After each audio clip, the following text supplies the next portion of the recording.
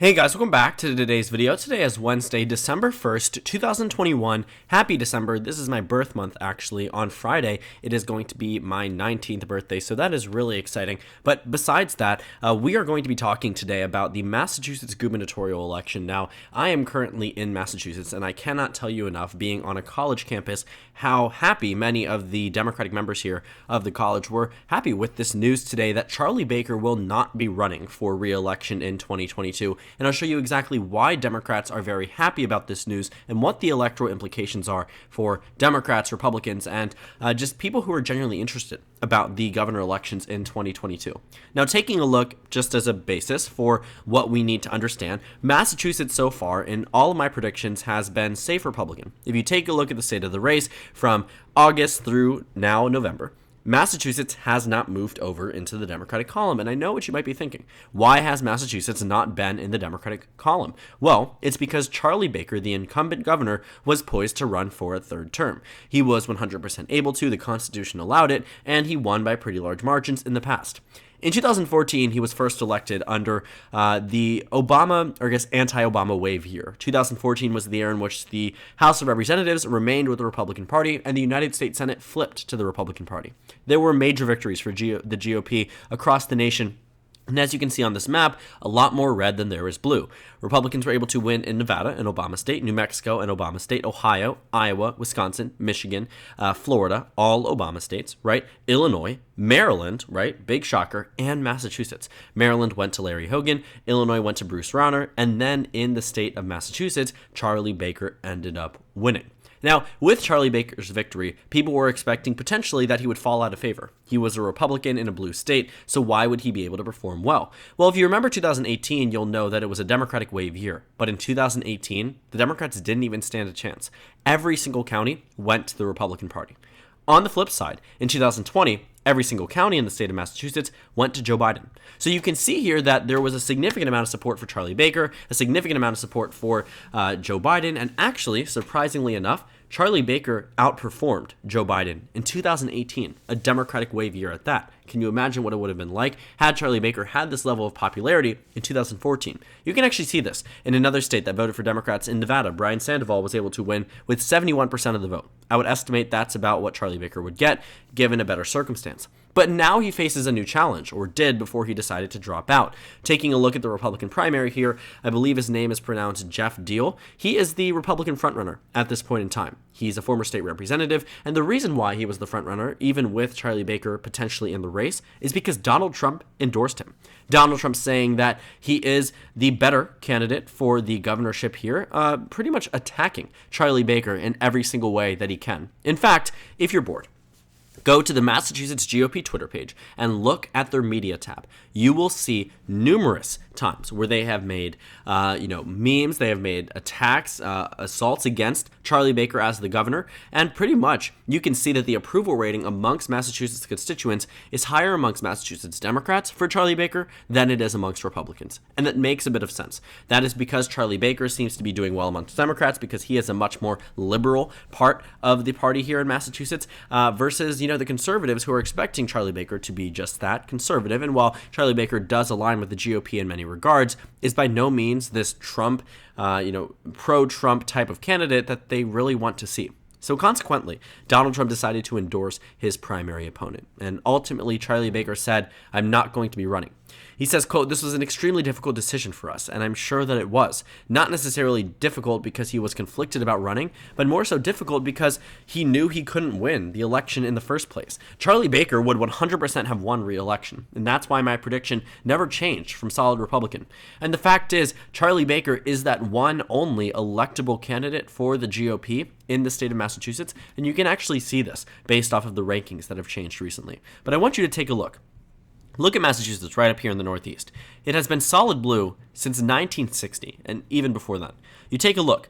As the years progress, there is only one time in which Massachusetts ends up being, two times, one president in which Massachusetts ends up being a red state, and that is with Ronald Reagan in 1980, only narrowly, wins by 0.15, and then 1984, where Ronald Reagan won every single state. Beyond that, Massachusetts really didn't waver much. I mean, it has been solid Democrat for the majority of its time in existence, as in recent politics at least, and that's why this is such big news, because Charlie Baker was able to go against a state that voted for Clinton by 27 points, voted for Biden by 34 points, and ended up winning governor elections in years that were just, yes, GOP favored, but in no reality would we ever have expected a Republican to win in Massachusetts. And we probably won't in 2022 because of this.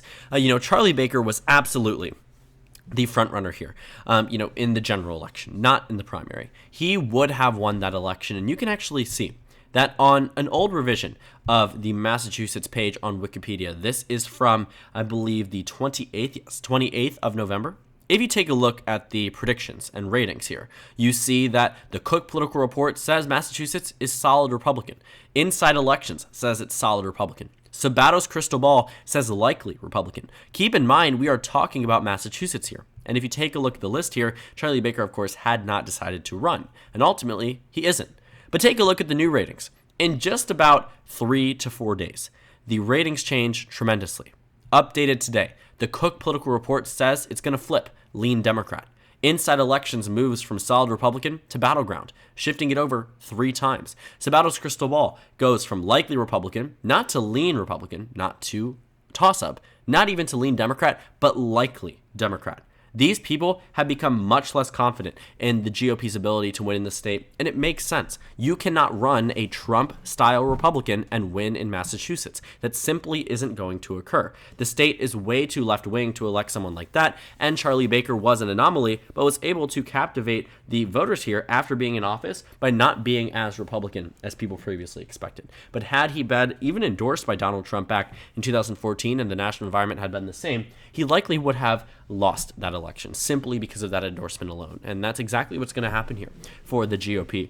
So what are the electoral implications, advantages for the Democratic Party? Well, personally speaking, I don't expect this race to change from anything but either likely or solid Democrat. And you can see why this isn't actually that good for the GOP. Because now this removes a number from their rankings. You see, Massachusetts was solid. They would not have had to worry about that race. They might try now, simply because they have the factor of the incumbency, but if all else is equal and the national environment even is pro-GOP, you probably won't be seeing a Trump-style Republican winning here. You need a liberal Republican. You need someone who the Northeast can say, this is our version of bipartisanship, right? The same way you see Phil Scott and Chris Sununu in Vermont and New Hampshire, but you can never apply them to states even closer, such as Florida, which is a swing state. You can never apply them to states such as Arizona, Georgia, and Texas. They would be Democrats in the eyes of the Republicans there. And as it stands now, they are called rhinos, Republican in name only, meaning that they don't actually believe in Republican ideology, but simply affiliate that way for electoral benefit. Obviously, that isn't the true case for the Northeast because that simply isn't an electable position, but these Republicans have been able to do so simply because of their popularity. So now that Charlie Baker is out of the way, this puts the GOP in a worse position in the state of Massachusetts, obviously, and brings down their national numbers. Now, of course, 32 to 18 isn't the worst piece, but 33 to 17 is even better, and the GOP wants to maximize their gains. Inevitably, Massachusetts will flip blue by the time we have a new governor, whether that's this year or 2026. But with Charlie Baker's departure from the race, that makes it way more likely that we would see a flip in Massachusetts this upcoming election year rather than later down the line. Charlie Baker was perfectly poised to run, and I think this also is something that goes to show the true impact of Donald Trump being involved in electoral politics. Had Donald Trump distracted himself following the 2020 election like he had said, he promised to voters that if he lost the election, you would never see him again. Well, we know that isn't true. But had Donald Trump actually did that, Charlie Baker likely would have been able to run for re-election and would be immediately the frontrunner in both regards. But the Republicans here, at direction from Donald Trump, are more inclined to elect Jeff Deal than they are to elect Charlie Baker. And you can actually see this in the hypothetical polling data.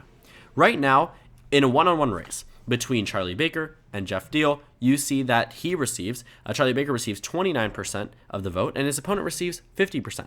50 to 29. As an incumbent governor, you are getting less than a third of your own political party. Now, this doesn't necessarily mean you would lose in the general election. You see, based off of polling data between Charlie Baker and many other Democrats, every single one of them loses to him, and sometimes by pretty large amounts. Now, you might be surprised to see that there's a high number of undecided voters here. For whatever reason, these pollsters aren't able to gauge truly a significant portion of the electorate here. It seems there's a lot more undecided here than you would normally see with any other type of pollster. But I think that the reality of the situation is very clear, that Charlie Baker would be able to decimate any of his Democratic opponents. But now he simply isn't going to run. You cannot run a top Republican from the Trump wing in order to win this race. And we will see a very, very interesting election unfold. So with the Republicans now announcing that Charlie Baker will not be running with a frontrunner that has been endorsed by President Trump, what is going to happen on the Democratic side? Well, guess what? You have names of people that were not necessarily the most notable. You have Daniel Allen, a Harvard professor. You have Sonia Chang Diaz, who is from Boston, a state senator, right? Another former state senator. But these aren't the most recognizable names, right? These aren't statewide elected officials. Even in 2014, when Charlie Baker won, he ran against Martha Coakley, who at the time was serving as the Attorney General of Massachusetts. In 2018, Democrats pretty much nominated a sacrificial lamb, but that's because they knew that they couldn't win. These candidates would, in essence, have been, ultimately, sacrificial lambs, primarily because they would have been the candidates to run against Charlie Baker and not necessarily have a shot because of Charlie Baker's popularity. Taking a look, though, at those who have publicly expressed interest, and this seems to be more recent. Maura Healey, the Attorney General of Massachusetts. It looks like there might be that explored run. You might have Jay Gonzalez return for the race. You might have Deb Goldberg, Joe Kennedy III. These are names that now previously would never have wanted to run against Charlie Baker because they would have been afraid of losing, that can now enter to the race. You know, honestly speaking, I see Joe Kennedy III as a very real possibility for this governorship. I think that he might be looking for another statewide position, waiting out an opening up of a House of Representatives seat, or maybe even his own, or a Senate seat, whatever it might be, but remaining involved in Massachusetts politics would obviously benefit him in the long run. You have other people, the former Lieutenant Governor Tim Murray of Massachusetts. So very high up names for the gubernatorial race here, and I actually want to show you the 4 years before Charlie Baker was running for governor in 2010. This was a year in which was also a Republican wave year, but Deval Patrick was able to defeat Charlie Baker, and it was very interesting to see. You know, he was winning with 48.4% of the vote. Charlie Baker got 42%. Charlie Baker, of course, returned 4 years later and ended up winning. The same thing could happen with Jay Gonzalez here, as the former Democratic nominee made enough name for himself on that ballot there. But obviously, you know, if you're running against a Kennedy, it would be very difficult to do so. Very few have succeeded in that regard in Massachusetts. But looking at, you know, Deval Patrick, even in 2010, which was a red wave year, Republicans picked up 63 seats in the House. Even with Charlie Baker on the ballot, they still couldn't win that race. And that was enough to show that sometimes it works and sometimes it doesn't. And when it does work, it's not by a large amount. If 2022 is worse for Republicans than 2014 was, don't expect much, especially since Charlie Baker in both of his elections was a liberal Republican. He was regarded as the bipartisan type of Republican. So without that, you no longer have the possibility of winning. And if you move into a realistic scenario between, a Democrat and a Republican, 2006, for instance, a Democratic wave year just for context, but Deval Patrick ends up winning by about 20% across the state in a number of other elections, regardless of what you're working in. In fact, if you want to take a look at the coinciding Senate election in 2018, there was 2018 Massachusetts elections. We can take a look at the United States Senate election in the state of Massachusetts. Elizabeth Warren won with 60% of the vote against now the Republican frontrunner for governor of the state of Massachusetts. So clearly, he has been pushed away by the voters once because of his right-leaning ideology. He did not offer what Scott Brown offered, and he certainly isn't offering what Charlie Baker offered to the voters in 2014 and 2018, and that is why, truly, he does not have a good shot at winning the governorship in the state of Massachusetts. So, I'm going to try to continue on to 2022. just so we can go ahead and take a look here. But, we know how this race is going to unfold, and it would be wrong to assume that it is possible for a Republican of that nature to win in Massachusetts, unless something super dramatic happens with Joe Biden as president, whether he falls at a popularity -30 nationwide. Then it would become reasonable for someone of this political stature to win the governorship in Massachusetts. But ultimately, the state is just too left-leaning, and this announcement comes as amazing news to the Democratic Party in Massachusetts and gives them, consequently, after this election, more than likely a trifecta across the state. And the lieutenant governor also deciding that she will not run for re-election in the lieutenant governor's office, ultimately a complete withdrawal from the race after Donald Trump endorses his opponent, and ultimately the Democratic Party will do much better in the 2022 midterms in Massachusetts simply because of this withdrawal from the race altogether. So thank you guys so much for watching this video. Make sure to comment down suggestions below. Subscribe on the left if you haven't already, and check out the Instagram and Twitter. At the bottom left of the screen, there's also a Discord server for you to go ahead and join. On the screen, there's a video you can watch, and then a playlist for my 2022 election analysis videos. Again, thank you guys so much for watching, and I will see you all later today.